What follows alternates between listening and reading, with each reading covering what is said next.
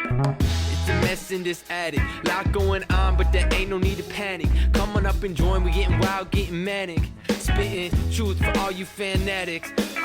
Every week got something new to say. Ain't no filter, this shit coming straight from the brain.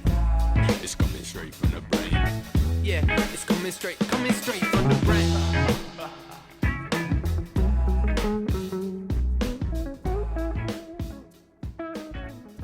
What's up, everybody? Today is Tuesday, June 8th, 2021. This is A Talk in the Attic, making me, of course, your host, Kirk Ross. I'm so excited to be back. Thank you for your patience. And to make up for the sparse schedule, I'll be making it up to you this week, starting today, I promise. And to that end, if you don't mind, let's dive right in. Let's start the show.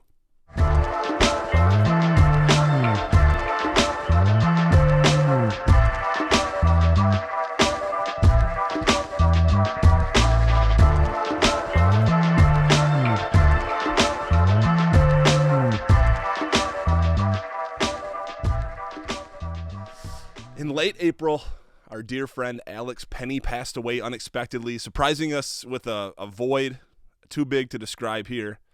It was shocking. But Alex was a hilarious guy. We called him the extra light champagne poppy. Well, he called himself that once.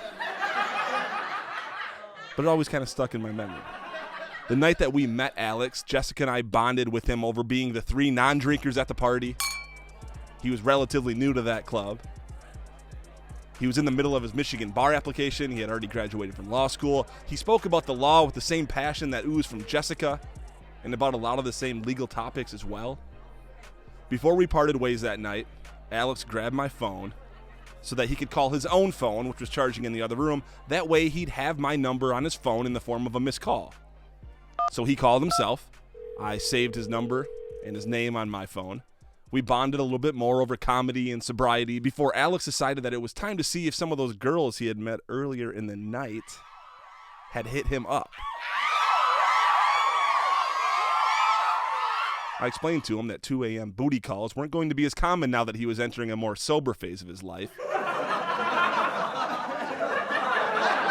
He giggled. We said goodbye. And AP walked across the room to the other side of the party, where his phone was plugged in, charging. I was watching him this whole time. Jessica and I were both watching him this whole time. When he got to his phone, he picked it up and excitedly found that he had a missed call. And from just 20 minutes ago, she's probably still up, he probably thought. Suddenly, my phone began to vibrate.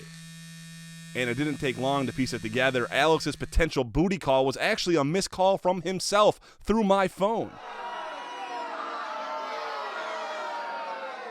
He connected the dots pretty quickly after answering, once he realized that the ambient noise coming through his phone matched the noise of the room he was in.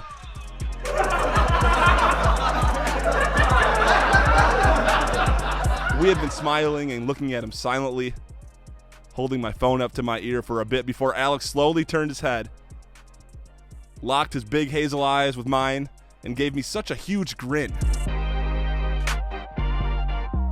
Jessica and I both kind of fell in love with Alex at that moment. His smile and his kindness were as obvious as anyone we'd ever met. His ability to care and support others was a rare one. The grin we were looking back at, it was a special one. We both hung up, laughed with one another from across the room, and went our separate ways. Every so often, for the next 6 or 7 months, I'd call Alex around 2 a.m., or maybe he'd call me. Neither of us would say anything, just giggle for a second and then hang up.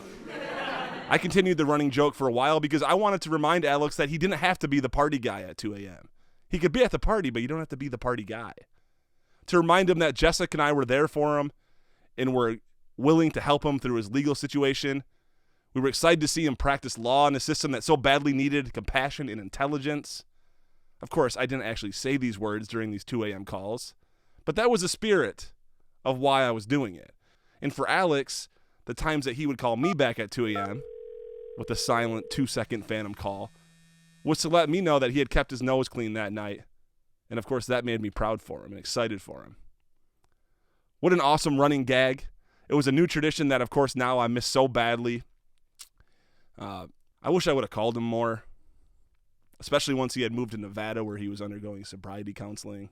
And even more especially when I had begun to suspect that maybe he was struggling with his sobriety a little. And I wish that he would have called me more too, because of course that would have meant that he was doing better on more nights. Since Alex's passing, I can't help but visualize over and over that big open face of that big open dude looking up at me and cheesing ear to ear, realizing that he had actually just missed a booty call from himself.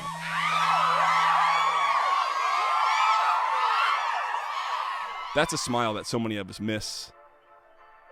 That's a smile that we all now have an obligation to carry forward with us. I know that Jessica and I will keep him alive through that smile. R.I.P. AP. Peace out, everybody.